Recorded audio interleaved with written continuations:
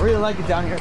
I live literally right by the World Trade Center. I walk home. I live above it, actually.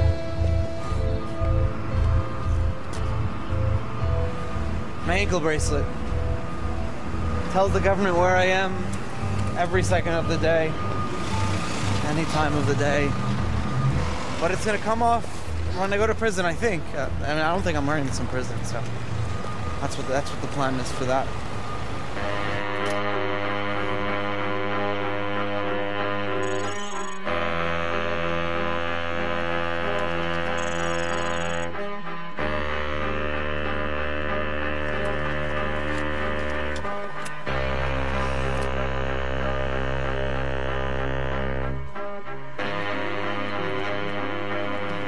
Closing numbers on the markets today. At one point, the market fell as if down a well. It was an historic day with Wall Street shaken to its very foundation. And even the health of the most trusted firms are now being called into question. We have former secretaries of Treasury who go from government to Wall Street pocketing hundreds of millions of dollars. In 2008, I became somewhat obsessed with the role that money itself played in the crisis and the role that governments and banks played in money. And why was it that our money was controlled by central banks? If something new happens, is the government likely to give it a nod or at least ignore it for a while? Or is the government likely to come down and try to crush it because they're afraid of anything new and different? This is a monetary revolution. Bitcoin is the honest currency.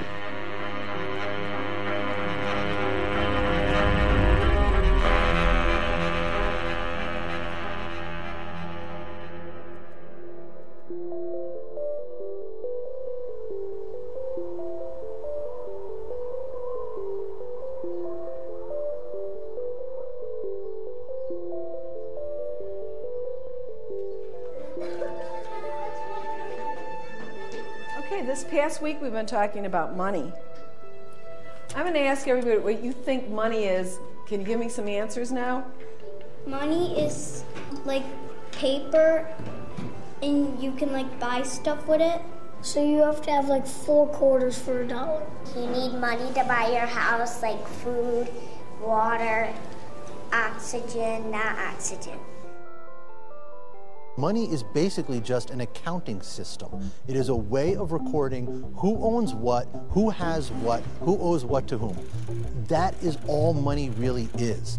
And you needed somebody who could stand as the central issuer, somebody who was the trusted third party, someone who could guarantee that the money was real. And for hundreds of years now, we have had governments issue money. Again, money is just an accounting system. That's what Bitcoin is. Bitcoin is really just an accounting system. It is a way of recording transactions, recording value, and it does it digitally so you and I can send it to each other directly, and everything is recorded in the open ledger. By monitoring and updating that ledger in a collective consensus-based system, you do away with the need for somebody in the middle having to be the sort of repository of all the information. And that's what gets away from the fees, the inefficiencies, and ultimately the potential for corruption and risk that come with centralizing information in that way.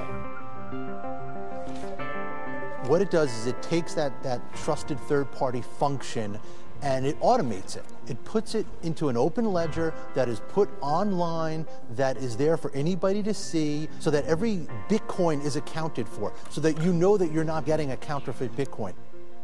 It's kind of remarkable that this idea of Bitcoin was launched just a few weeks after Lehman Brothers went bankrupt and the whole system nearly collapsed.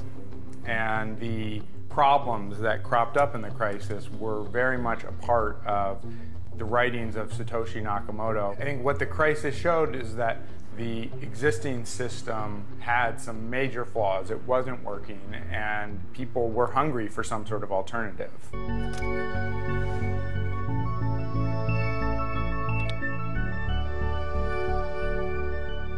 I discovered Bitcoin's power when I understood for the first time that it was not controlled by a central company or a central person, because I knew that meant it couldn't be shut down. And if it can't get shut down, all it needs is to do something useful, and it will become more and more adopted. And as the value grows, people will find more and more uses for it. The beauty of Bitcoin is it's easily transferable, it's anonymous, and by 2140 there's going to be 21 million, and that's the cap. There's only X amount of gold, there's only X amount of Bitcoin. Before, if you wanted to send something of value across the internet, you had to get somebody else involved.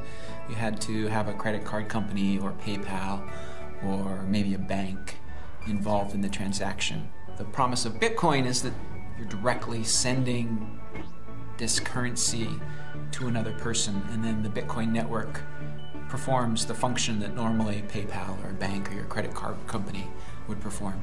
Bitcoin really puts the control back in the hands of everybody. Everybody who's participating in the Bitcoin system is controlling how it works.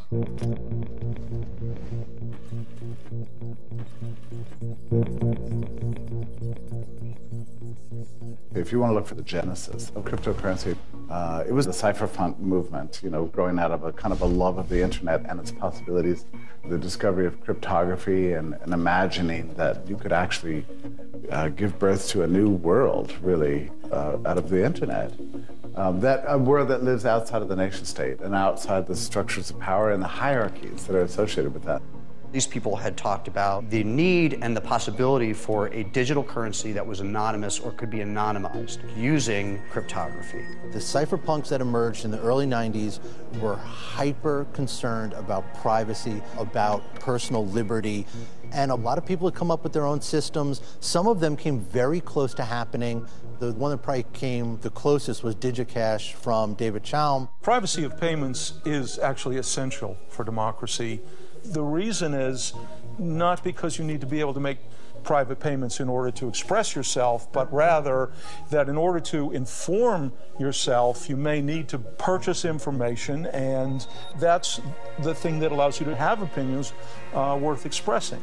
Although I wouldn't say David Chaum was a cypherpunk, he definitely inspired the cypherpunk movement. It's as if the cypherpunks kind of came upon David Chaum's tools, like the technology of some alien species, and they only took the weapons. They were most interested in the ones that could be used to disempower the government and empower individuals. The break between him and the cypherpunks came when he realized he would need existing institutions to help him with it. So he started talking to governments, he started talking to banks. He was very close to having this thing happen in the late 90s, and nobody was really prepared for this outside of the cypherpunk movement. People seemed like had almost sort of given up on the project. Other than a few experiments here and there by Hal Finney, Nick Szabo, the conversation around this really died down. And then all of a sudden it came back to life after the financial crisis, and you had people going back to those experiments in the 1990s and looking at new ways of putting those ideas together. Nick Szabo in 2006 had just finished up a midlife stint at law school, and if you look at Nick's writing around the financial crisis, that it really revived his interest in these ideas that he'd been working on in the 1990s with privacy and contracts and the problems of governments and other trusted third parties. And he brought BitGold back into the conversation. So Hal Finney came up with his own system. Adam Back has Hashcash. Wei Dai has B-Money. Szabo has BitGold. So what Satoshi did in 2008 was Satoshi took a lot of these ideas and made them work and created an encryption-based protocol. It's not really a currency, utilizing a ledger called the blockchain, allowing for many kinds of transactions to occur. Contracts, all kinds of things can be built into the blockchain. And it does this through a system of consensus building where multiple computers all participate in the management of the blockchain ledger, the kind of digital document, if you will, that keeps track of all the payments.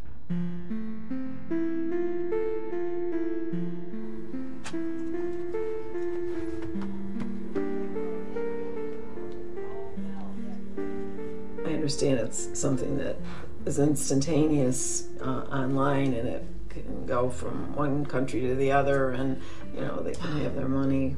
Well, I never heard of it until Nancy called me and mentioned digital currency, and I'm thinking she must have been in the bottle this morning or something. Digital currency, yeah, what, you know. But they say it's for people who don't have bank accounts. I can't understand if you have one coin, let's say it's worth $150. What do you do? Give the number or something to the, say, the grocery store person, and then they subtract it? How do you know? How do you make change? How do you know what you have left or what you've spent? You can have the money supply controlled by a computer. That's all Bitcoin really is. The key point here is that this is a distributed ledger. There is no central server. All the other ledgers that we have, all banking ledgers, all company ledgers, they all sit and reside inside that company, which means they have one point of attack. They can be hacked. JP Morgan was hacked by cyber thieves not so long ago. Home Depot, Target, we've had all these companies get hacked, precisely because there's one central repository of information. The Bitcoin ledger resides on thousands of computers. You can't hack that. Every single transaction is recorded, and once it is recorded in the blockchain, it is there. It is permanent. It cannot be altered. It cannot be changed so that you can read it. Now, the identities of the people are encrypted. The wallets are encrypted, so you don't know who is spending the money, but you know that every single Bitcoin out there has a history. You know where it's been. You know the different addresses it's gone between. The most important pieces of the Bitcoin infrastructure are the miners. These are the computers that are tasked with maintaining the ledger of the blockchain, to verify the information, to update it, to make sure that this is trustworthy. So how do we incentivize them to do so? As they are going through the process of confirming transactions, they are simultaneously being subjected to a very, very difficult computing test. The Bitcoin core protocol is forcing them to look for a number. All of these miners are ultimately competing to be the one that receives that payout every 10 minutes. But really that's the secondary component. They're really being rewarded with Bitcoin for what is the more important task, and that is the validation and verification of transactions and the maintaining of the ledger. Bitcoin, in being the first to achieve this holy grail of decentralized value exchange, that transfers that process of trust to a collective agreement around a body of independent computers who are compelled by an incentive system to maintain that consensus and affirm the information to be correct, is incredibly liberating, because it means that we can do it without all these intermediaries in all these different realms. The most important thing behind Bitcoin is not the currency. The key factor is the blockchain. Nobody expected this. In 2008, very few people cared about it. It was just the computer scientists and the sort of code geeks that were really interested in. All of my communication with Satoshi was ever via either the Bitcoin Talk forums, which all of that communication is public, or private forum messages, or private emails. Satoshi was always all business. It was just always about the code. My very first message to Satoshi, I asked him, so, is Satoshi your real name? What have you done before? Can you tell me a little bit about yourself? And he just ignored that completely, but came back and said, I'm great to have more experienced programmers helping out with the project. Here's a couple of problems that need to be solved. Maybe you can help solve them.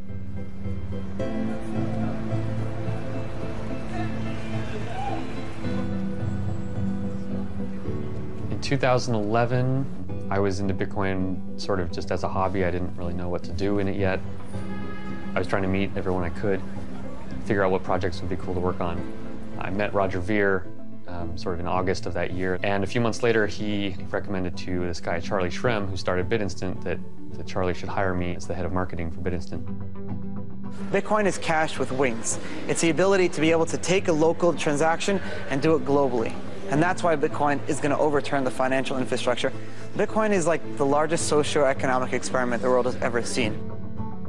Our conversations would range from, the mundane and practical, like how the hell are we going to get another bank account since our current bank account's probably going to get shut down any day now, to very high-minded aspirational ones, like, is this actually going to change the world in a good way? Are we just a bunch of crazy people who don't know what the hell we're talking about? Or are we actually starting to initiate an industry which in hindsight will look obvious to everyone, but right now, not?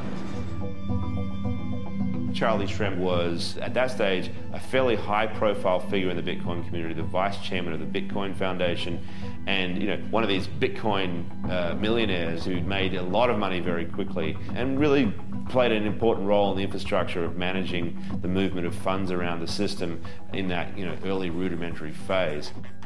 632 bid, 654 offer in the New York cash market for Bitcoin. Buyers right now will pay $632 cash on the spot. Where have you been getting your Bitcoin, sir? Who's next for the Bitcoin? You want to know what Bitcoin is? I don't want it anymore. I know what it is. You know what I prefer? I prefer dollars. But I have Bitcoin, and in the last 2 weeks, I got 1/3 more dollars. Here's what I want you to do. Give me my number. Call me in a year and let me know how it's going for you. If you want to go on down to 40 Broad, right next door to the stock exchange there, to the New York Bitcoin Center, you can buy and sell all the time.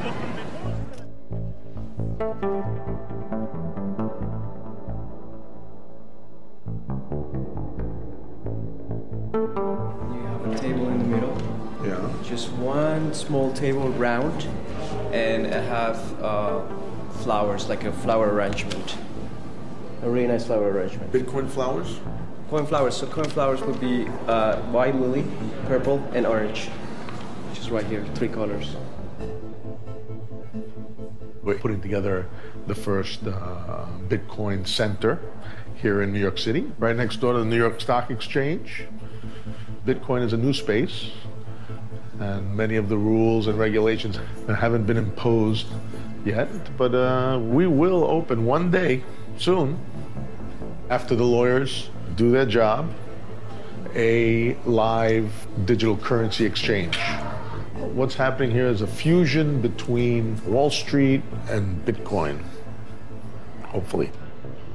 Satoshi seemed to acknowledge that it would be hard for Bitcoin to develop in any way in which it wasn't interacting with the regular economy of dollars and euros. The problem with exchanges is that they took you back to this old world that Bitcoin was really trying to get away from.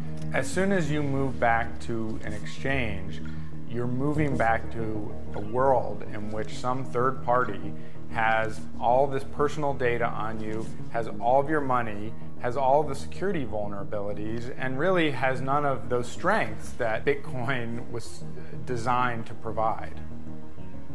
Jed McCaleb created Mt. Gox essentially on a lark one night because he couldn't buy Bitcoins as quickly as he wanted to. And interestingly, he did it by starting with a URL that he'd previously used to run a magic card trading site. So you get an idea about where some of these ideas are coming from and how, really kind of rudimentary some of them were. Jed essentially threw this site together and put it online without too much thought. It immediately took off, much faster than I thought it would. And then I realized that in the US, there's all these regulations you have to comply with. There's a lot of legal risk around money transmissions. Jed essentially sold it to the first person he found, who was Mark Karpeles, a French guy who was living in Tokyo. He really knew very little about Mark when he decided to sell it to him. And once he took it over, it began growing much more quickly than Mark was expecting or was prepared for. He's still running it poorly, but it's still going.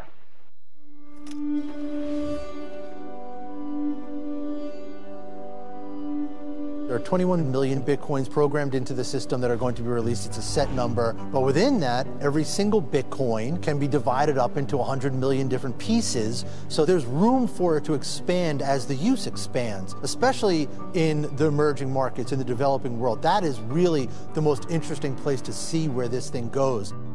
So in my pocket, I have 100 trillion Zimbabwe dollars from the Reserve Bank of Zimbabwe, just as a reminder of what happens if our governments screw up our money. Zimbabwe is a good example of a government that lost the trust of their people, and they lost the trust of their people by printing too much money and causing runaway hyperinflation. So I think you will see people in other parts of the world who've experienced hyperinflation, who've experienced bank failures. I think those will be the kind of people who are looking for something something new, right? They're willing to take the risk. A lot of us take the capacity to send money to others, receive money, store money, and do it electronically these days for granted because we are amongst the lucky 50% or so of the world that have bank accounts.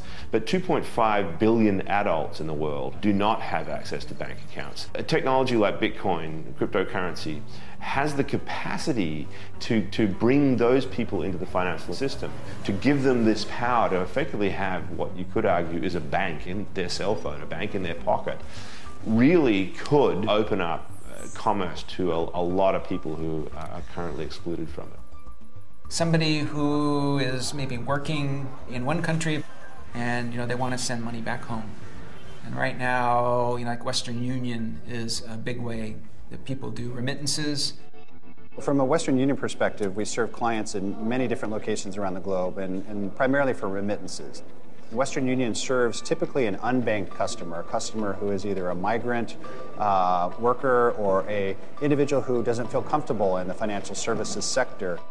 And the problem with remittances is they're really expensive. So if I'm sending $100 back home, I may end up spending $5 or $10 just on fees to get that money back to my family. That's a huge percentage if you're poor and working. So since Bitcoin doesn't care about borders, I could just send Bitcoin to another country, and if my family in that other country has some way of spending that Bitcoin or has some way of exchanging that Bitcoin into the local currency, then it's just quicker and cheaper and more convenient. And a lot of people think that remittances will be one of the really big first uses for Bitcoin.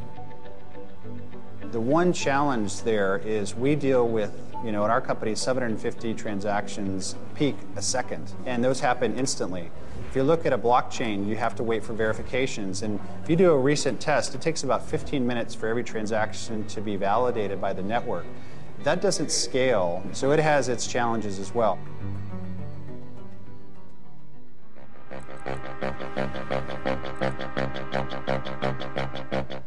WikiLeaks, which solicits and publishes secrets and suppressed material from whistleblowers around the world, has been under cyber attack from governments that want to shut it down.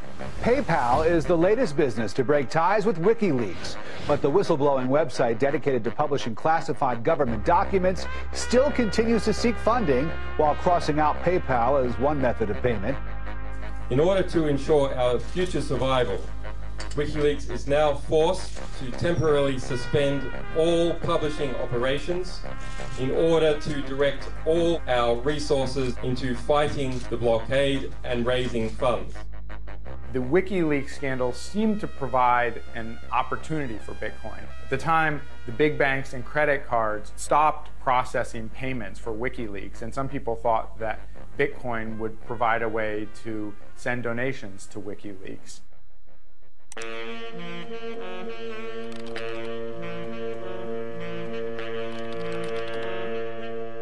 You could certainly see in the hubbub around WikiLeaks that Satoshi was still somebody who was very paranoid about the government and the government coming in and taking too close a look at the Bitcoin project. And you could also see that Satoshi, I think, realized at this point that Bitcoin was still young software and the kinks hadn't been worked out yet. In, I think, late 2010, he asked me if it'd be okay if he put my email address on the bitcoin.org homepage, because he had been the primary contact for people. And I said sure, and he went ahead and changed the webpage, but what he did is he left his name there, but he took away his email address. And so it was just me and my email address who was suddenly getting all of the attention. And I think that was Satoshi's way of kind of saying, you're the leader of the project now. There was one particular email where he told me that he was going to step away from the project and do something else. He never told me what else he's going to do or that he is doing. I had just been invited to give a talk at the CIA, and I told Satoshi that I accepted the invitation to go speak at the CIA. After he sent that email to Satoshi telling him that he was planning on going to the CIA, he never heard from Satoshi again, and that was essentially the last time anybody heard from Satoshi. you very quickly get caught up in the question of who is Satoshi Nakamoto? Where did this come from? Who is this person? I mean, this is the 2000s. Information is out there, everything. Everyone knows everything about everybody. How can there possibly be a person that nobody knows who this guy is? But there is a person, and at least they think it's a person, it might be a group, who nobody knows who this guy is. And he kind of appears out of nowhere in 2008 on these cryptography email lists with this system called Bitcoin. He's very active in the early years. There's a lot of back and forth with him communicating with people. It seemed like most people kind of wrote him off. It's kind of like a illusions of grandeur kind of scheme. Hal Finney, on the other hand, seemed to be really interested right from the beginning. He was a crypto idealist. Like, he was not as kind of cynical as many of the other cypherpunks. So he got really into this. He started talking to Satoshi Nakamoto, who he said seemed like some young Japanese American coder. Hal Finney was the first guy to work with Nakamoto. He was a cryptographer. As soon as Nakamoto released it, he was one of the first people to email him back and say, hey, this is interesting, I'd like to work with you. And in the first weeks of Bitcoin, he worked with him back and forth setting up the system. And Satoshi Nakamoto ended up sending Hal Finney the first ever Bitcoin transaction. Any discussion of Satoshi's identity has to go back to the fact that Bitcoin was based on this small number of projects back in the 1990s that only a handful of people knew about, like Hashcash and BitGold and B-Money. And so you end up with a pretty small group of people who would have known about these projects. People thought David Chaum was, everybody in the cypherpunk movement at one point or another, they've said, well, he must have been Satoshi. They've all come out and denied it. Probably somebody who started out in the 90s in California with the cypherpunks, somebody who was very, very good at cryptography, who understands encryption, and has done a wonderful job of just separating Bitcoin from anything that can identify him. I think for Bitcoin's sake, the continuing anonymity of Satoshi has ended up being a really good thing, because the people who have gotten involved in it have been able to write their own ideas and dreams onto this technology, and there was nobody there to say, no, that's not what I meant.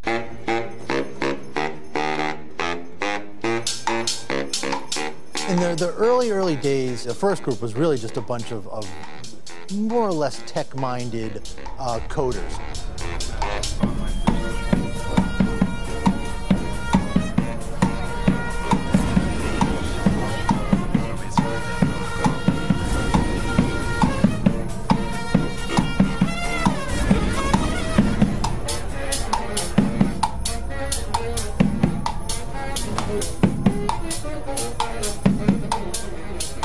Then you had the libertarians come on board who saw it through a political lens. I'm excited to be a little bit of part of it with allowing and accepting Bitcoin. And then you had these two groups working together, and they overlapped too. And the timing was very good because the existing system was in utter disrepair. It was like a match to a pile of wood with gasoline poured on top of it. And the whole thing kind of really goes viral and takes off. And then you have the suits, the VC money. And it was very small at first, just a couple guys out in Silicon Valley who ran into Bitcoin guys at coffee houses, and you started having this meshing of conversations. Once Silicon Valley gets on board, that whole dynamic starts to take off. So now you have the tech-minded coders, the libertarians, the counterculture people, the VCs, Silicon Valley, and you have this entire great mishmash of people coming together. You had a network effect. The more people that got involved, the stronger the network got, and the more it grew, and it really started growing on itself. And in 2013 especially, you would literally see this thing mushroom. The thing was just growing, growing, and growing, and growing as more and more people got involved. I think most Bitcoin companies at the time knew that a big part of the market for Bitcoins was people buying drugs on Silk Road who needed Bitcoins to do that. The big bang moment for Bitcoin was the Silk Road. What Ross Ulbricht did by creating the Silk Road was he took this by no means common but usable cryptocurrency called Bitcoin, and he married it with a streamlined, workable user interface that was a free market that could sell anything. what would happen if people were really free, truly free, to trade what they wanted to. Ross did have an extremely radical libertarian viewpoint and really wanted to experiment with using technology to create free markets for people. What Ross Ulbricht did was a combination of Tor and Bitcoin. That was the aha moment that Ross must have had.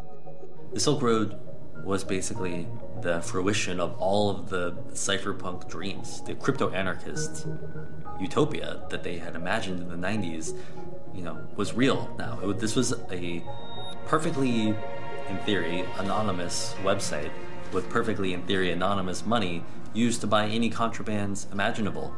The Silk Road website is a particular headache for authorities. It's an anonymous online marketplace where people sell drugs that are posted to customers all over the world.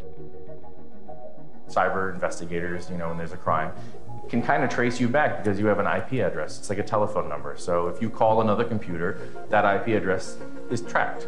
On Tor, that's taken away because your information hops from computer to computer to computer, and there's no way to trace you back to your original one. Tor is an anonymous system. So if you use the Tor browser, which it has a browser, you can go to Tor and download their browser.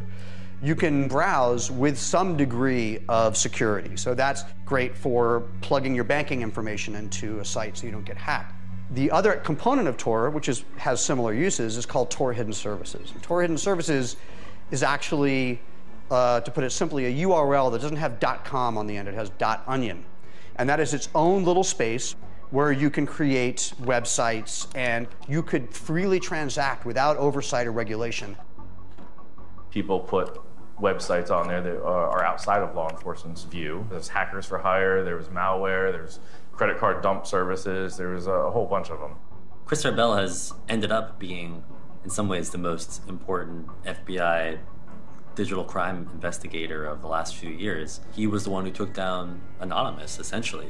So we decided to start looking at some of the services on Tor, and Silk Road being one of them. Other cases, they would hit Tor, and they would kind of throw their hands in the air and say, it's Tor, there's not much we can do about it. I found it interesting to kind of take a look at it and tackle it.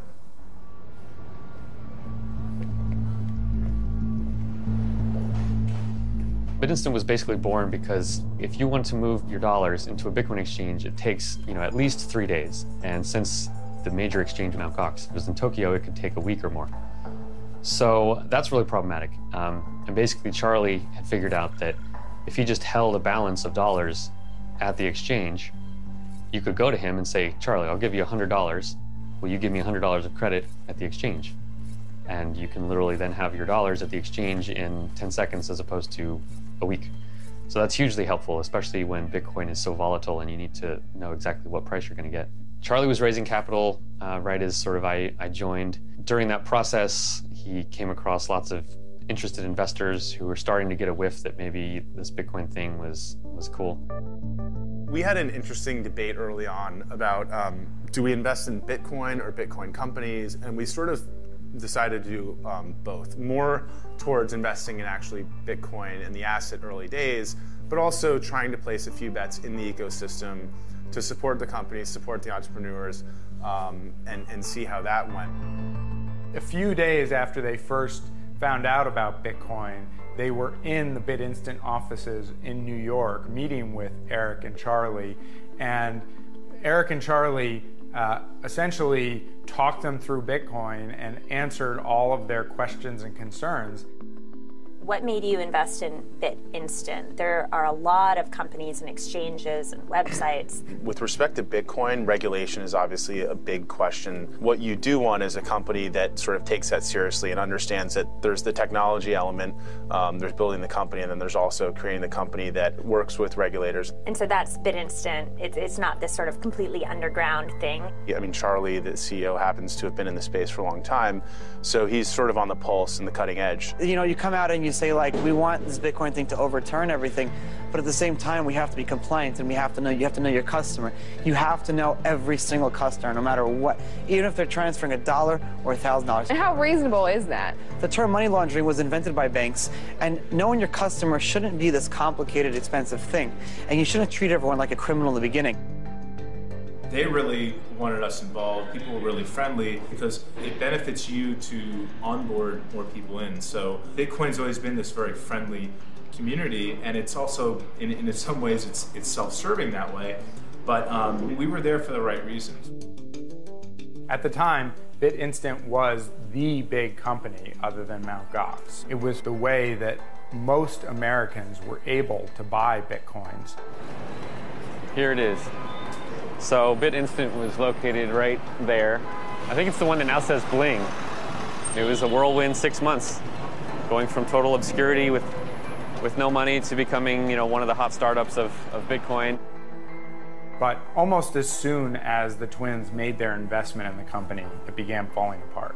The twins had a much more practical approach to Bitcoin and BitInstant. They wanted to see the company making money and making as much money as it could, as quickly as it could. They saw early on that it would be regulated, that it wasn't going to be this big and have no one be interested in regulating it. So they feared that all kinds of regulators would come in at all different angles and tie the thing up in a complete morass where nothing would ever get done. So they wanted to help drive the regulation so that whatever regulation would be there would work and would not end up being a complete dead end for Bitcoin. That strategy is smarter from purely a business perspective, but I'm not in this purely from a business perspective. I'm in this for business and because I'm trying to change the world and make it better. And building Bitcoin companies and begging for regulation that matches exactly the banking regulation that has caused so many problems, I feel like is counterproductive. For the most part, BitInstant was actually taking steps to make sure that people weren't using the service for illegal purposes. But Charlie made the mistake in dealing with BTC King of acknowledging that he knew what BTC King was doing and that he was acquiring Bitcoins to sell them to Silk Road customers. In this case, Charlie worked with the guy and wrote emails that essentially acknowledged he knew what this guy was up to.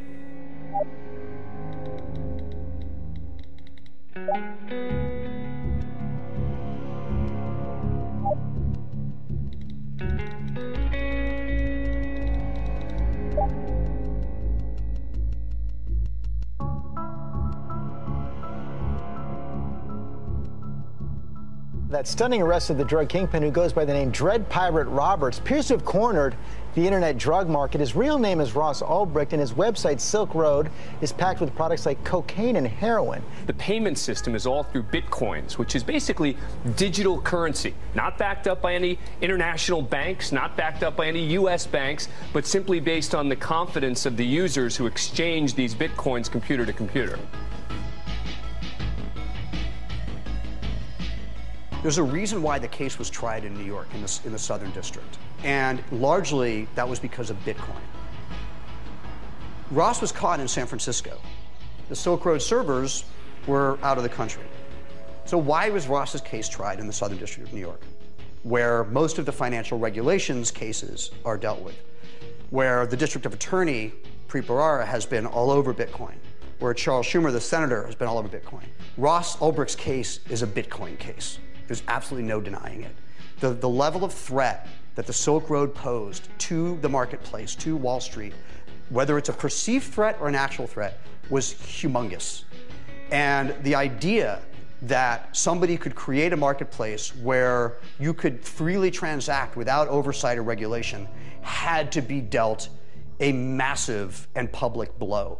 Bitcoin kind of monetized that anonymous part of the internet, and it made it possible to trade in things that the federal government doesn't want you to trade in.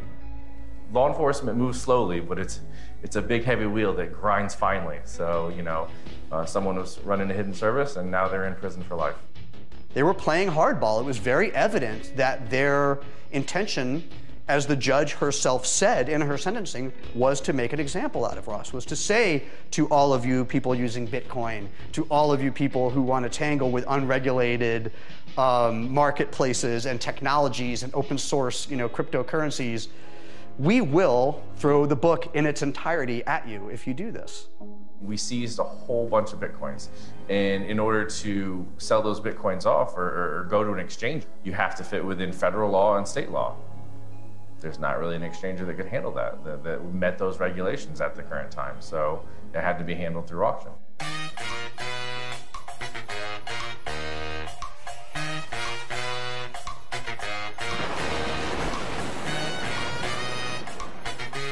You know anything about Bitcoins? There's an article in the Wall Street Journal today on Bitcoins. Really? Right here, if you want to read it. It is. Digital currency. Did you see that? Wow. Oh. Digital currencies will disrupt global finance, transform the way we pay for things, and just maybe make the world a fairer place. From what I read on the computer, they have had some problems. It does say here it's a haven for drug dealers. Yeah. Wow. The reason is because you can't track it. Well, I think I don't like this idea at all.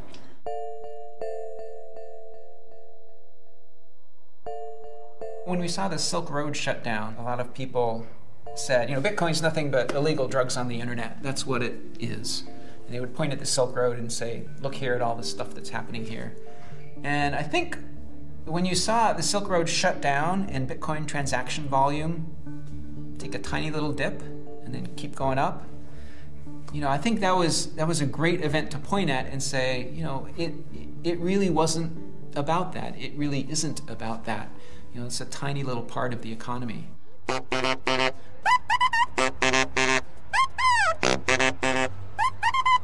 guess in the last week I've really started hearing about Bitcoin. Recently I heard a scenario after the FBI had seized a bunch of Bitcoins due to illegal transactions. Now they're going to be auctioning them off like they would a private yacht from some drug dealer. So that in a way legitimizes the use of it as a currency.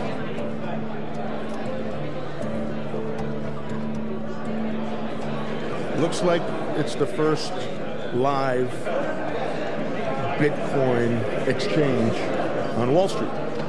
Looks that way. So one for 900. Buying or selling?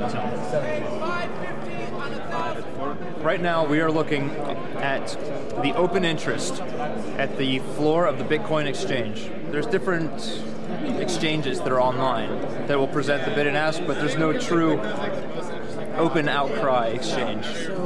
Buyers and sellers coming together in an open, clear, transparent, honest way.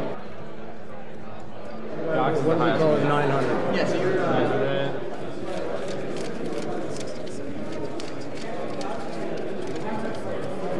Here's my transaction, probably the first two transactions of the day. It's really not about the money, it's about being involved. And I think there's a lot more people going to follow me.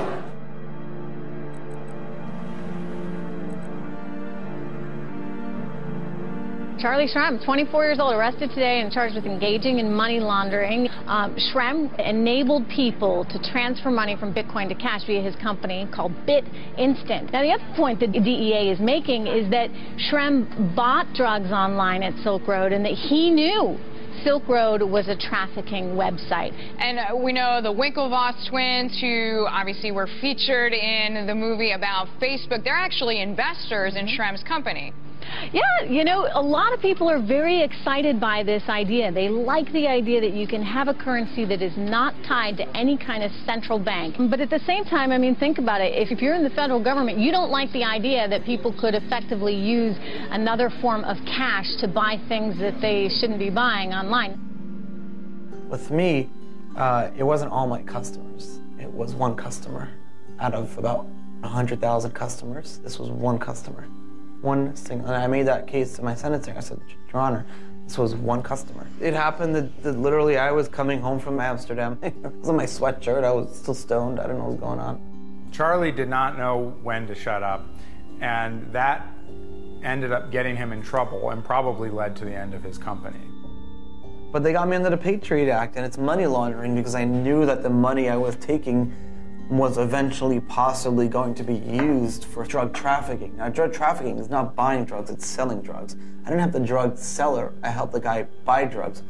But I never went to trial and I pled guilty because who wins at trial? You know, like this guy Silk Road, he's gonna go to life. In trial, all I needed to get was a lady whose son died from a cocaine overdose, and the jury would have convicted me right there.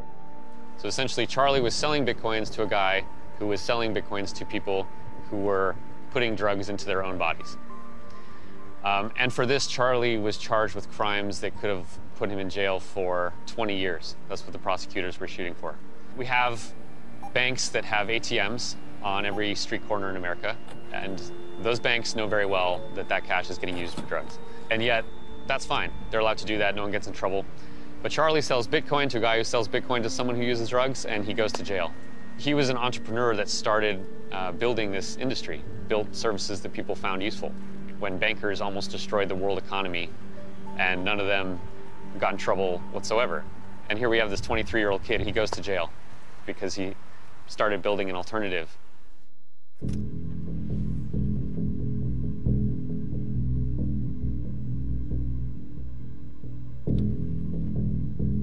Over the last 6 months, our agency has been conducting an extensive inquiry into virtual currencies. The information we're going to gather in this fact-finding effort will allow us to put forward, during the course of 2014, a proposed regulatory framework for virtual currency firms operating in New York. Yesterday, we had serious criminal conduct come to light involving virtual currency as a vehicle for money laundering, drug trafficking, and other major felonies. Right now, the regulation of virtual currency industry is still akin to a virtual Wild West. That's why we're evaluating whether our agency should issue a so-called bit license, specifically tailored to virtual currencies. I think people who imagine a very powerful utility like Bitcoin that would somehow escape regulation entirely are either naive or extreme optimists.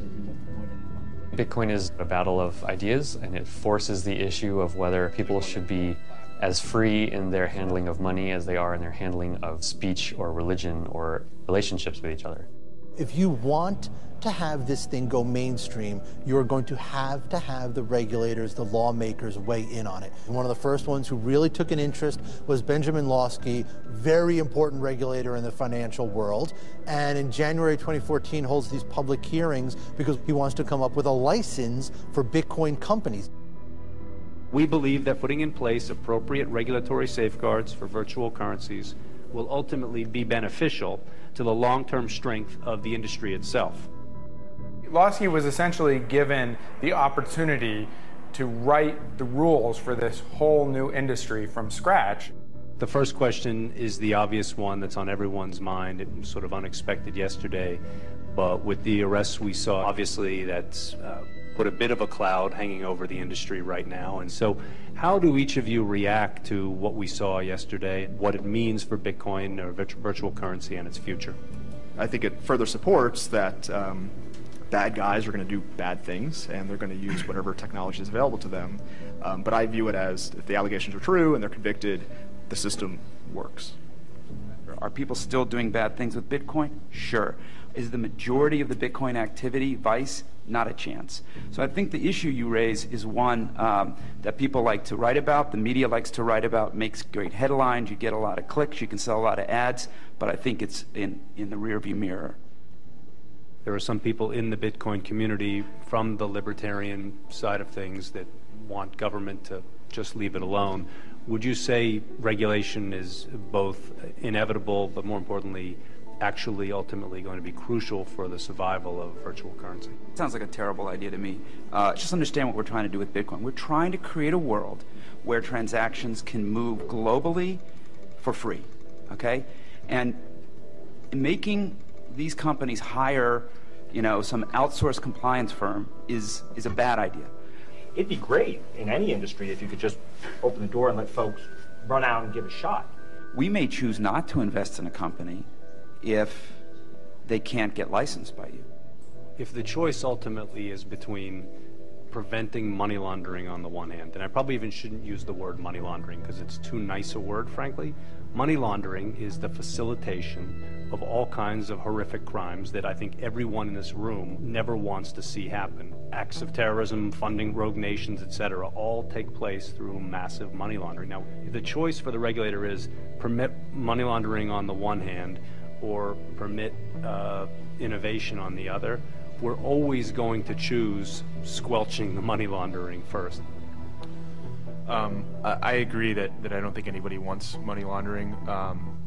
When we first saw Bitcoin, about a year and a half, almost 2 years ago, I don't think anybody would deny that it was a bit of a wild, wild west because there was no regulation, there was no framework to evaluate the asset, evaluate companies, determine who was compliant, who was not, and a wild west, attracts cowboys. And I don't think anybody here would disagree with the fact that a sheriff would be a good thing.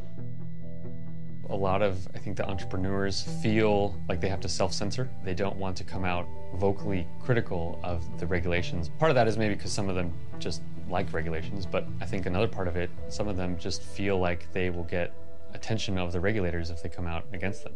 Yes, we want them to innovate, but at the same time, we just can't live in a world where we're going to permit money laundering to go on. I think regulators should give Bitcoin some time to grow up. Too much regulation now will just stifle innovation. And I think before regulators kind of come in and say, we're going to solve all your problems, and then fail to solve all our problems, I think they should give the innovators time to solve those problems. One function of regulation is to make things clearer. So right now, Bitcoin, because it's so new, is in a state of flux everywhere.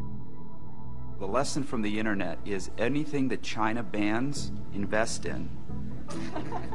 That's a joke, but the US allows Google to operate here, allows Twitter to operate here, allows Bitcoin to operate here, allows Facebook to operate here. Chinese government doesn't allow any of those companies to operate the way they operate in this country, or at all.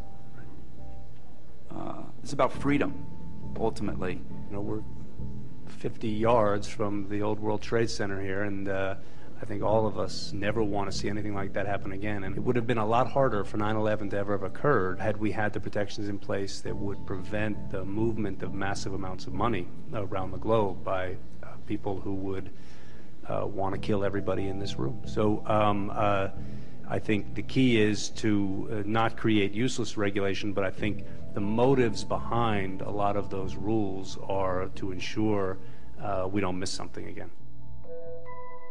Since 2001, there's this absurd obsession with terrorism. So anytime a regulator gets up and says, well, Bitcoin can be used for terrorism, well, of course it can. So can anything. So can cell phones, and so can the internet, and so can a car. It doesn't mean that we should, stifle the growth of those industries just because bad people can use it.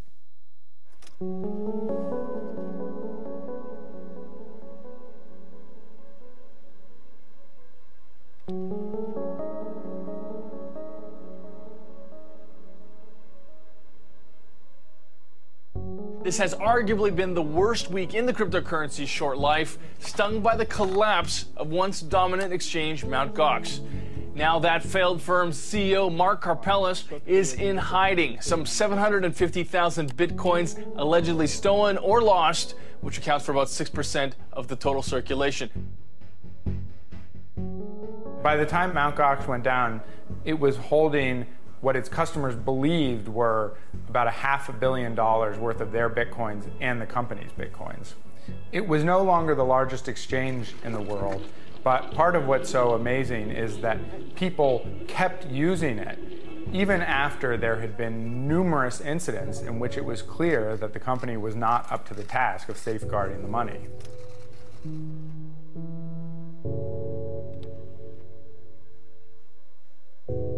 And the only reason he survived as long as he did was because in 2013, the price started going up. People kept putting money into it. He had more and more money because the price was going up. But as soon as the price started going down, and this is what happened, right? It peaks in late 2013, starts coming down in 2014. As soon as that price started coming down, it all just tumbled for him. Gox was going to collapse. That it lasted as long as it did was actually kind of a stroke of fate. But its failure was it didn't have the kind of more boring mainstream institutional controls that we require to bring it to the next level. And there's a whole bunch of money missing, and no one knows if they just lost it, if it was stolen from them, if they embezzled it or what. But the important lesson from Gox isn't that Bitcoin doesn't work. The important lesson from Gox is that you don't leave your money with a trusted third party, because you can't always trust them. You can only trust them until you can't. This was also a lesson that people were supposed to learn during the financial crisis, but they don't seem to have learned it yet. Mark Karpales was a gamer. He was not a finance pro. He really didn't know what he was doing, and he didn't build it. Jed McHale built it. He didn't improve upon it. I mean, it lurched from crisis to crisis throughout the entire history. Last year was a terrible year for Bitcoin, and especially a terrible year for the foundation, because we had two of the people on our board of directors who had to resign in disgrace, basically. You know, my expertise is technology. My expertise is not figuring out, like, who's trustworthy, who's not, you know, which businesses are going to succeed, which businesses are going to fail. After we had held our hearings, we thought we would take 6 months to 9 months to even a year to draft our initial regulations. This was so complicated that we wanted to really take our time and get it right. What happened was, though, Mt. Gox collapsed. And I think that gave us a real renewed sense of urgency. And we realized that if we got regulation right, we could create more confidence in Bitcoin, frankly, as opposed to the sort of loss of confidence you saw not only from the Silk Road case, but also from the collapse of Mt. Gox. So your sense, though, of the regulators right now, Right. I assume you've had conversations. The discussions that we've had, I think everybody recognizes the innovation and doesn't want to stifle it. But they just want to make sure that there's healthy regulation, so it's used in a safe and productive manner. I'm not giving up on New York. New York's giving up on me. I can't even turn on a Bitcoin machine. An ATM, I can't turn it on. I can't make trades. I can't do anything. There's no cash flow at all. And it's potential regulation. It's regulation that I should believe is coming down the pipe. Like, I don't want to do anything that someone's frowning upon right next door to the stock market. They're going to lock me up. You know, you can't have an exchange. Well, we don't. People meet that in exchange with each other. New York's sitting there on the high horse, and the whole world's waiting on New York to create some fucking license.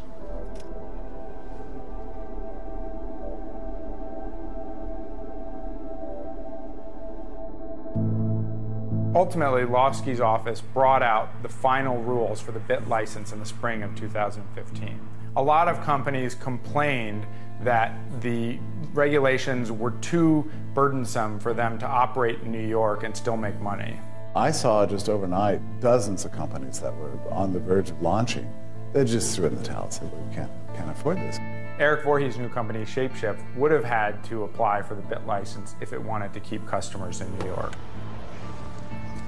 So in my lap here I have the application forms for license to engage in virtual currency business activity, which is a very statist way of saying the BIT license. This is the application to be approved to do basically what we've all been doing for years now, which is building Bitcoin companies in New York. And a lot of stuff in here I personally feel is unethical, so we're not going to comply with it, which means we have to block New Yorkers entirely. And when an entire new industry starts blocking a place like New York that used to be the financial center of the world, hopefully some of those politicians will take notice. The point of it is to, one, make sure there are enough consumer protections, two, make sure we have adequate cybersecurity, three, make sure that the companies are adequately capitalized so they don't collapse upon themselves. You know, you've seen a tug of war between the hardliners and those who are saying, you know, you've got to have enough space for innovation in here. And the system has come out, I think, probably stronger as a result of that.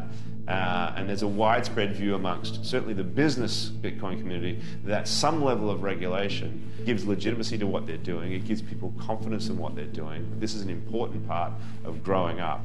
Ultimately, they're not going to get it right because no regulation is ever right, but I'm highly confident that whatever happens going forward, the BIT license will be looked at as a positive development in the evolution of Bitcoin, because it just removed one of the biggest pieces of uncertainty, which is how is this industry going to be regulated? I think most of us, at least a lot of us, think that sensible regulation that sets guidelines, that makes sure people's money doesn't just go into a black hole, that's a really important thing, that regulation. I'm sure Satoshi wouldn't be happy to see this kind of thing, which is not based on the logic and reason that a programmer is used to. I think a lot of developers, understandably so, try to stay out of the political nonsense. It has been one of the biggest mysteries raging across the internet. Who is Satoshi Nakamoto? Newsweek published an article claiming the man in these images is the Bitcoin founder. The man who created Bitcoin is known as the father of Bitcoin, the online currency now worth billions. When you asked him about Bitcoin and he says, I can't talk about this anymore, he was not referring to Bitcoin. But with me, he definitely acknowledged Bitcoin. I think at this point now he's saying he was confused about the conversation. Clearly somebody thought that we did this as an act of war against Satoshi Nakamoto or Bitcoin, and I want to be very clear that I certainly never meant it that way. I have nothing to do with Bitcoin. It was a monstrous story. How did they figure it out? Oh my God, look at this guy that they named. His name is Dorian Satoshi Nakamoto, living in California, basically hiding in plain sight. It becomes a gigantic media scramble. And then Dorian emerges from his house looking kind of disheveled, looking kind of confused, and says he's not Satoshi Nakamoto, says he's never heard of Bitcoin. He doesn't understand. He had one conversation with Leah. She misunderstood what he said. She took it the wrong way.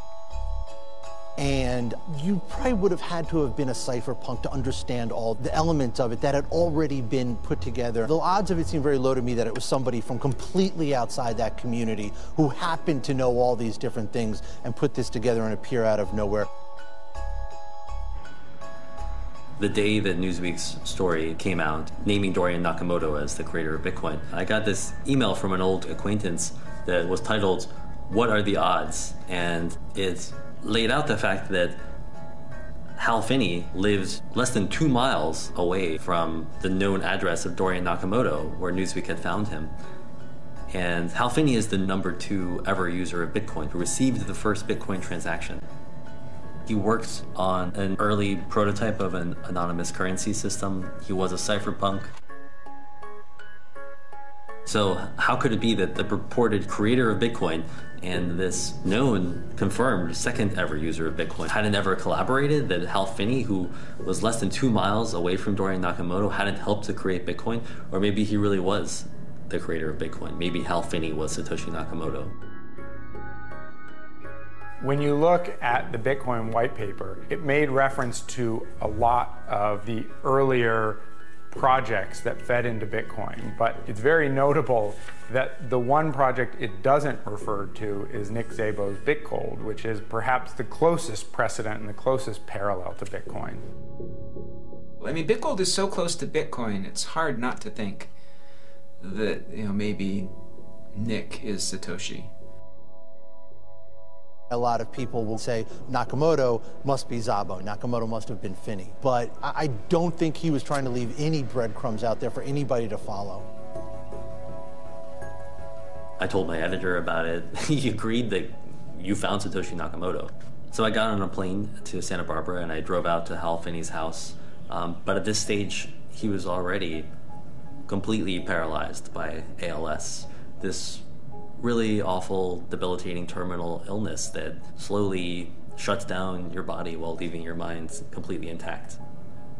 And the time when he started to fade in his physical abilities did roughly coincide with the time that Satoshi Nakamoto started to disappear. Maybe the reason that Satoshi Nakamoto had chosen to fade away was because Hal Finney was physically fading. There have been a number of stylometric studies, and you see so many of these similarities between Satoshi's writing and those of Nick's, including these little things like having 2 spaces at the beginning of a sentence and phrases and spellings that nobody else uses. So I talked to Hal as much as I could, mostly in a kind of one-way interview, because he could really only respond with yes and no answers. And he denied being Satoshi Nakamoto. You could tell that he was amused by the whole idea that I thought he was Satoshi Nakamoto. One of the really remarkable things from Nick Szabo's writing in those months before Bitcoin was publicly launched is that Nick, in responding to some comments about a post he had made about BitGold, actually asked the other people who were reading him if anybody wanted to help him code this idea up into real software that could work. It was never turned into a reality, but when you look at BitGold, it's hard not to be struck by the similarities between it and Bitcoin. Maybe it was a duo. It was Szabo and Hal Finney, and now it's possible. Yeah, Hal could have been the coder. I don't know. You know, this idea that Hal Finney could have been the kind of ghost coder for Bitcoin, I guess it's possible. Other people kind of speculating on Reddit or other parts of the internet thought that maybe Hal Finney had used Dorian Nakamoto as a patsy. If he were ever traced back to Dorian Nakamoto, it would seem like this guy was the creator and Hal Finney would be sort of immunized from it. Everyone else who was involved in the projects leading up to Bitcoin has released their communications with Satoshi from this period. Nick has avoided doing that and essentially went silent in those critical months after Bitcoin was released. You know, when you talk to people face to face and they tell you these things, you can get a sense if they're being honest. And if Hal Finney actually had a secret $1 billion cache of Bitcoins, he wouldn't have been able to lie to me so effectively about it. In the end, the reasons to believe that this was all just a coincidence began to outweigh the coincidence itself. It's almost like an eel. There's something there, you can see it, but as soon as you touch it, it just slides right out of your hands and you're left with nothing. Anybody who is of any note in the cypherpunk movement, and even outside of it too, has at one time or another been called Satoshi. Hal Finney denied it, Nick Szabo denied it, they've all denied it. Maybe one of them is Satoshi, maybe all of them are Satoshi. It really is a mystery.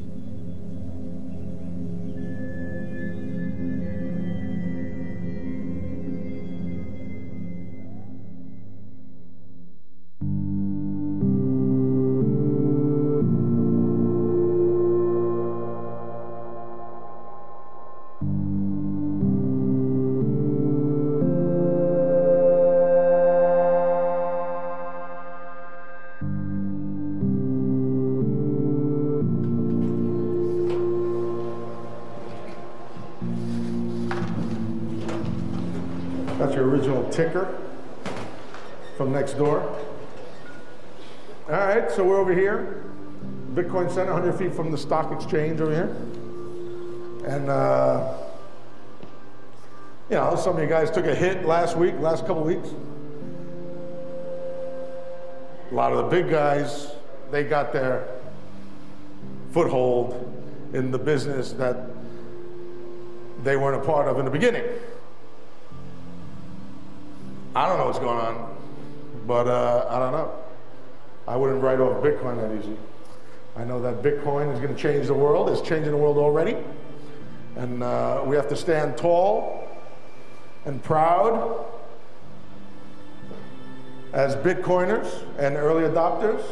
They don't know anything about new technology, but once it starts making sense, they throw their dollars behind it.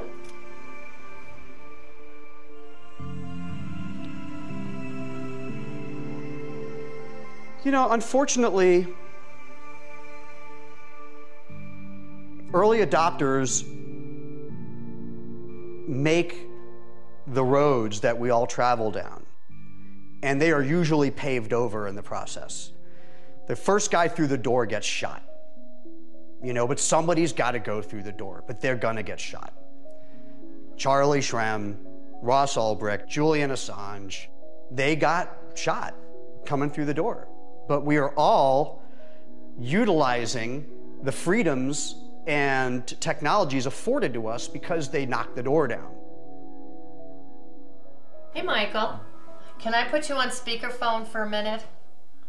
If I know how. Hello? Hey, Michael, can I ask you, where did you buy Bitcoins? Where did I? Yeah. This is number of exchanges, but Did you lose? How much? Do you still have them? I still have them. I've lost 90% of whatever. You put into it. Can you use it? Do I want to buy it? No, not today. Though it is going to be around. I don't know. Did you ever use it to buy anything? I bought some heroin. Michael. No, I've never used it. No, okay. They should go back to, day one and just start all over. Forget about Bitcoin and call it something else. I think it's been so tarnished now with this, with the Silk Road, and I just think, that all that stuff about $400 million disappearing, and you're just not going to get off the ground. Nobody's going to, like Warren Buffett said, stay the hell away from it. To put all the cards on the table, I'm going to be leaving the department in the coming weeks. And if you asked me back when I took this job in 2011, what I thought we'd be working on during my tenure, digital currencies would not have been at the top of the list.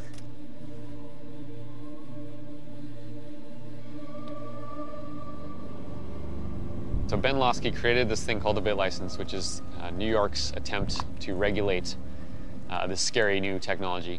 It's now law, and he has announced that he is leaving government in order to set up his own private consulting firm to help companies navigate financial regulations such as the BitLicense that he created. So we essentially had this beautiful new ecosystem being built, and Ben Losky comes by, says, I'm here to protect consumers. He builds a huge wall around the thing, and then he sits outside the gate charging people to get in. This is the very definition of crony capitalism, and for some reason, Ben Losky doesn't even see anything wrong with that. I think history will not judge him as favorably as he thinks.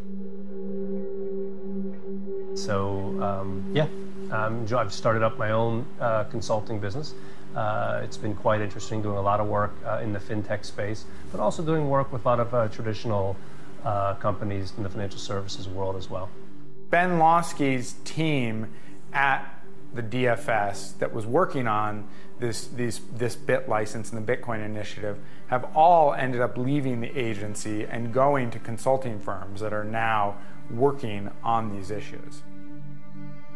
Danny Alder is going to work for ItBit, and Dana Syracuse is going to work for the consulting firm K2. ItBit is particularly notable because they were the first to find a way to partner with the DFS to get licensed to open their own Bitcoin exchange.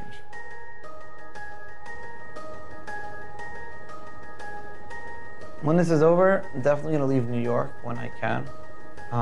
Where I'm going to go, I don't know. I think the Bitcoin community in New York is done with. There's no one, it doesn't foster innovation here. It's too difficult to have a Bitcoin company. No banks will open up accounts. You have the threat of regulation. You have high-profile arrests like myself and others. No one wants to deal with it. When did you first start digging in on Bitcoin? Two and a half years ago, when I took over the foreign exchange payments business at JP Morgan. So you probably had your Mt. Gox, BitInstant, your Charlie, and those guys. I mean, it's interesting. Almost none of those guys are around anymore. 2 years ago, at all the major banks, Bitcoin was an afterthought. It was kind of a, maybe in a hallway conversation at the water cooler. And now, even this week, I met with one of the other major banks.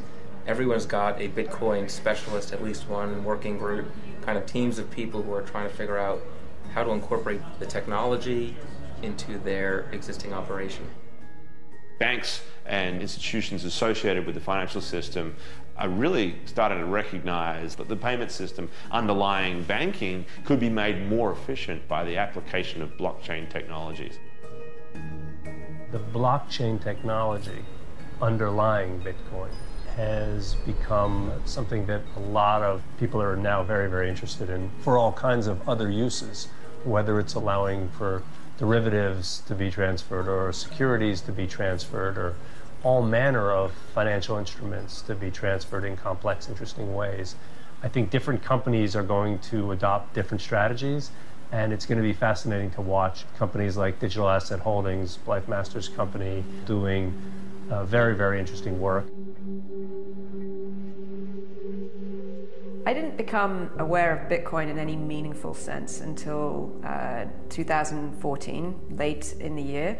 And at the time, my perspective was one of skepticism, I would say, specifically because the storyline that I heard related very much to cryptocurrency as a potential medium of exchange and store of value, which is a valid debate and application.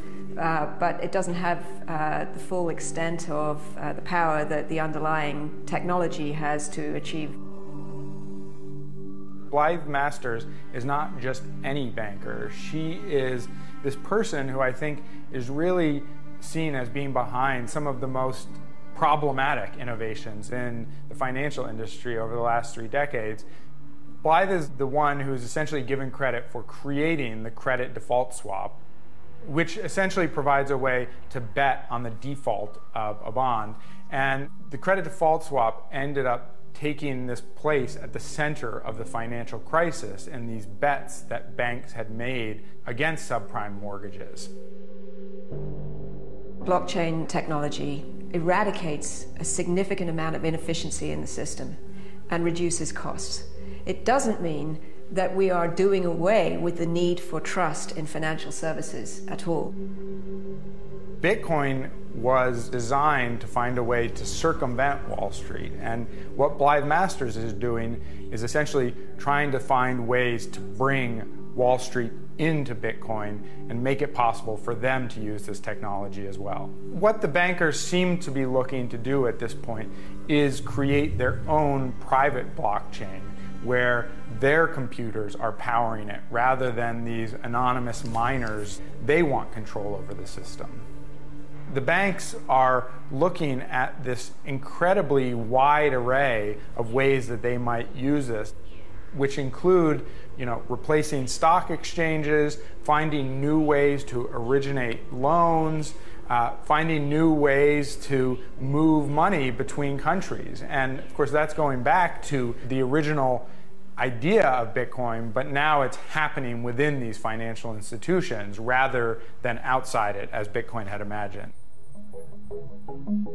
I have no problem with the banking system and the financial industry co-opting Bitcoin, primarily because Bitcoin can't really be co-opted. The fact that it's decentralized means no one can control it, no matter who they are or how much money they have. I think it's all good for Bitcoin. I think all of the innovation that's happening, both on Wall Street and in Silicon Valley, I think competition will take care of people who want to try to have a monopoly, or who want to try to charge more than they should for whatever product or service that is happening on the blockchain. It really is as advertised. It really is controlled by all the people who are using it, and it really is designed just to be a more efficient, more fair way of sending value over the internet. Bitcoin is not neutral. You cannot remove the political component that Satoshi implanted in Bitcoin from Bitcoin. It's what a lot of the people on the Wall Street side try to do. You cannot neutralize Bitcoin. It's impossible. Thankfully, I'm going to go to a comfy federal prison camp without fences. That's pool tables and a track and a baseball field and decent food and kind of 100 or 200 people that are white collar. Those guys in prison are the best ones to use Bitcoin. They're smart. I'm very excited to talk to them about it.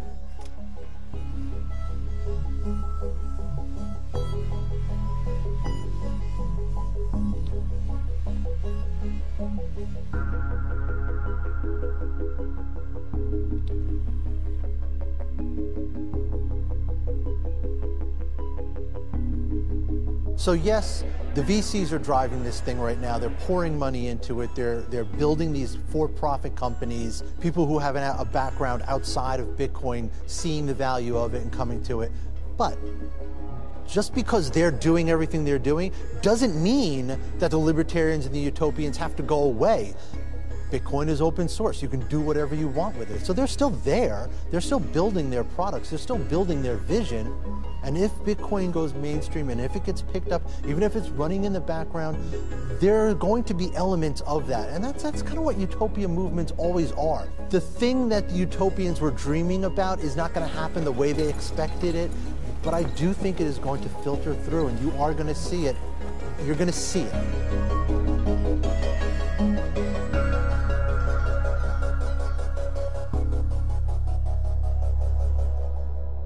So you're going to show me that Satoshi Nakamoto is you?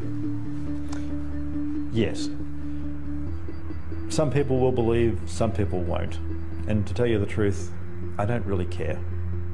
But you can say, hand on heart to me, I am Satoshi Nakamoto. I was the main part of it. Other people helped me. I'm going to come in front of a camera once, and I will never, ever be on a camera ever again for any TV station or any media, ever.